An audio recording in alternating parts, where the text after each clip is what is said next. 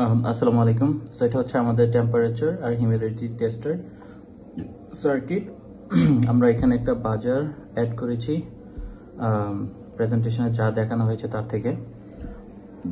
LCD connect আছে আপনার আরডিনোর সাথে আর হচ্ছে গ্রাউন্ডের সাথে, আর এখানে গ্রাউন্ডের ভিসিসির সাথে।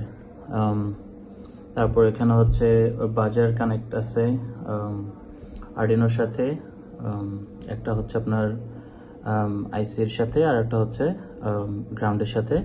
তারপর এখানে হচ্ছে DH11টা কানেক্টেড আছে। তো কানেক্টেড করে দেখাচ্ছি এটা কাজ করে কিনা।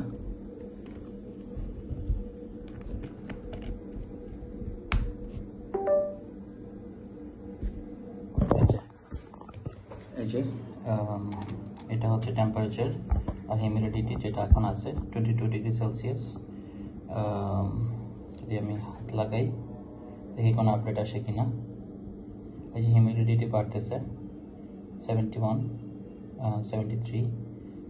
এখানে টেম্পারেচার বাড়ছে 23 ডিগ্রি সেলসিয়াস। কন্ডিশন দেওয়া হয়েছে 30 ডিগ্রির উপর হলে বাজারটা বেজে উঠবে। আমার কাছে এখন কিছু নাই টেম্পারেচারটা 30 ডিগ্রি উপরে চেক করার মতো। হোপফুলি সব কিছু ঠিক থাকবে, ক্লাসে সেটা দেখায় দেবো।